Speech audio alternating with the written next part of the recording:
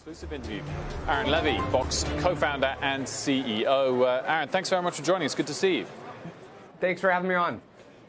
Talk us through your new cybersecurity initiative. What's fresh about it?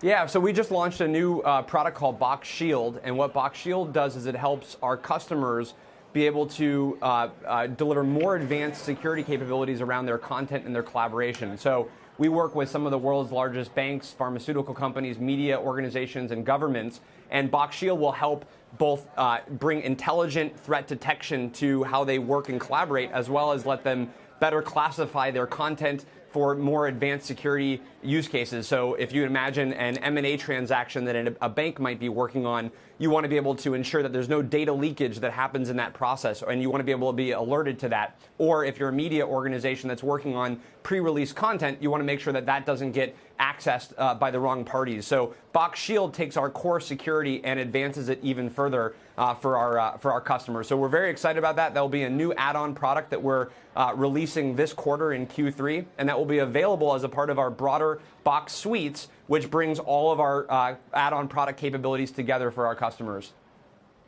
I don't know if Twitter is one of your customers, but is it something that can prevent all these hacks from happening, high-profile ones, including the CEO?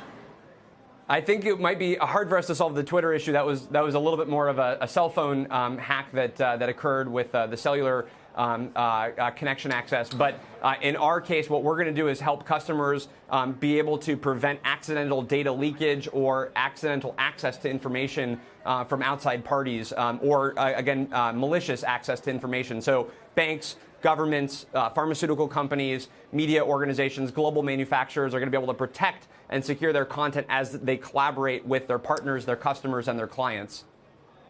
Werent, we wanted to ask about the Starboard stake. Have you spoken to them? Do you know what the motivation is for their buying?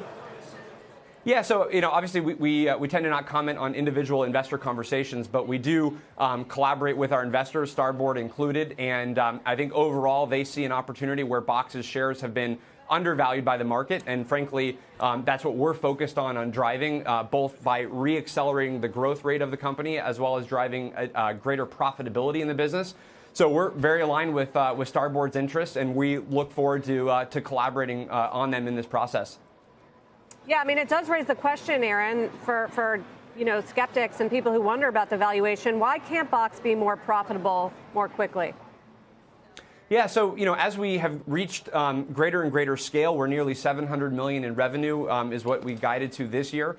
That's driving greater leverage in our business model, which will ultimately drive greater profitability. Just last quarter in Q2, we delivered our second quarter ever of non-GAAP profitability. So we're proud of that milestone, although we know that we have way more work to do. So as we continue to scale, you're going to see greater leverage in the business, which will drive even better operating margins and profitability. And I think what Starboard and other investors are focused on is really how can we accelerate that and get there even sooner. And that's something that obviously we're focused on as well. So we're very, very aligned on that front. Would you ever consider a strategic sale of the business? We've seen other cloud solution vendors get folded into more diverse, bigger companies with scale. Yeah, so as a public company, obviously we always consider the strategic options for the business. I think when we look at the market, we're going after a $40 billion plus market when you think about all of the enterprises in the world that need to secure, manage, govern, and collaborate around their most important data. And we think the vast majority of that spend, that $40 billion plus, is going from on-premises systems to the cloud. And we have the leading platform that enterprises are choosing in that transition. So we think there's a significant amount of opportunity for us to be able to go capture as an independent company. But again, as a public company, we always have to consider our strategic options. Have you held off any acquisition attempts or strategic partnership attempts in the last couple of years?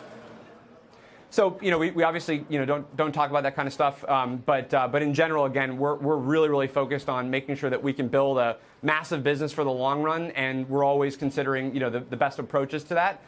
Ultimately, when we look at our customer base, 95,000 customers globally, 69% of the Fortune 500, we see a tremendous amount of opportunity both within our customer base as well as all of the new logos that we're going after to be able to sell the full breadth of our platform to those clients. And that's really what our strategy is very focused on right now. When we look at the growth rate of the business and when we look at what we're driving strategically, it's all about making sure we can sell the full platform set of capabilities to our customer base, and that's what will drive greater growth and profitability in the business.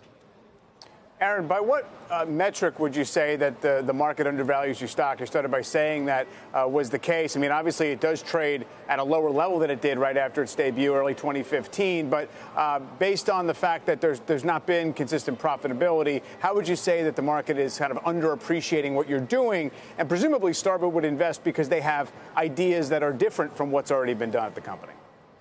Yeah, it's hard for me to comment on the market's kind of appreciation or not for the business and the value overall. I think in general at Box and what we're focused on is we know that there's a tremendous amount of upside based on both being able to sell our add-on products to our existing customers and new logos, as well as driving greater profitability in the business and getting more leverage. I think when you look at both of those dynamics, higher growth, higher profitability, that's what ultimately appreciates to the stock price and more value to shareholders. So, despite whether or not we think Wall Street undervalues us now, we know that there's a lot more that we can do as a business to drive and perform better, which ultimately then results, I think, in greater shareholder value. Well, one of the knocks against it has been from the Wall Street community has been the enormous amount you spend on sales and marketing costs. So how are you thinking about that number, and how are you justifying that based on the fact that actually most of the growth, it seems to be coming from existing customers, while you are still growing your customer base, just not as fast as those marketing costs? Yeah, totally. And I think we're seeing more efficiency as we continue to scale. So if you kind of look at any of our prior quarters or years numbers, we do drive greater and greater leverage within sales and marketing spend each year on a very consistent basis. So you're going to see more efficiency come out of sales and marketing spend over time. And ultimately, what we're doing right now is really focusing a lot of our efforts on making sure that we can grow and expand our existing customer base and their spend with Box.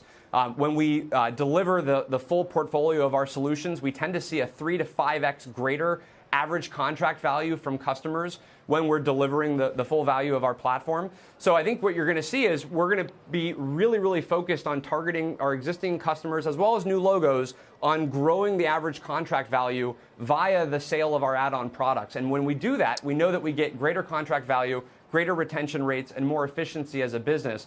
And that ultimately then flows into profitability. So you're going to see that sales and marketing spend actually go down over time on a percentage of revenue, which again creates further and further leverage in the business.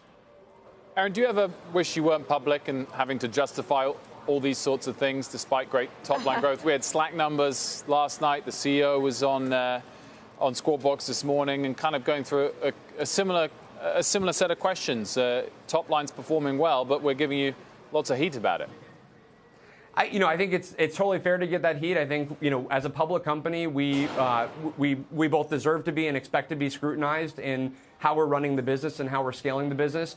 That's what we signed up for. I don't regret, going public at all. I think being a public company makes sure that we have the right kind of operational capabilities, the right kind of accountability to the market. It forces us to execute at our best. And obviously, there are times where we feel like there's more we can be doing as a company, and it causes us to drive introspection in the business and make sure that we have the right strategy, the right product, the right go-to-market efforts. And what we're confident in is right now, and especially going into the second half of the year, that we do have the right strategy, the right products, the right team to go out and execute this. When we look at some of our new releases, Box Relay, which is our advanced workflow solution, and Box Shield that we just talked about, which is our advanced security capabilities, the demand for these products and the demand for the ability to have a cloud content platform that truly transform how an enterprise works is greater than ever before. And so we're very excited about delivering on that demand and continuing to scale a business. And we're very happy to be doing so as a public company. I just want to go back to the conversation you had with Starboard. I know you can't talk about the specifics of it, but what was the tone? Can you sum up the tone? Was it supportive? Was it aggressive? Yeah, I think in general, we tend to have a pretty collaborative approach to working with investors. We as a public company, we have a variety of investors. Some are a little bit more active in nature, like Starboard, and some are obviously of a different type of dynamic. And in general, our approach is to make sure that we're hearing our investors. What are the types of things where they think we could be performing better on? what are the benchmarks in the market that we need to be performing against, and we take that feedback and consider it very thoughtfully. So overall, we're going to take a very collaborative approach with Starboard. Where do you think the most growth is going to come from, and what's your biggest differentiator? Yeah, so maybe I'll work backwards. The biggest differentiator is we're really focused on three things at Box. Secure, frictionless collaboration in and outside of the enterprise, and then integrated with all of your applications. And when you find that combination of security, collaboration, and our platform, we know that we win every single time when we go up against the competition. And so our job is to make sure that we continue to bring the full value of our platform to every enterprise on the planet. We have 95,000 customers today, but even when we look at the current spend from those customers, we know there's a tremendous amount of upside as we deliver more and more of our add-on products and capabilities to those existing customers. So that's what we're going to be incredibly focused on, and that's where you're going to see the growth being driven from over the coming quarters and years. Aaron, can I also just mention that one thing that will help your stock price is closing bell interviews. It's up 3% since the interview began. So, oh, fantastic. I didn't see that. Thank you. Yeah, you obviously struck the right tone. Maybe thin volume after hours, but either way, up 3.5%. Thanks for joining us. Great to see you as always. Thanks a lot.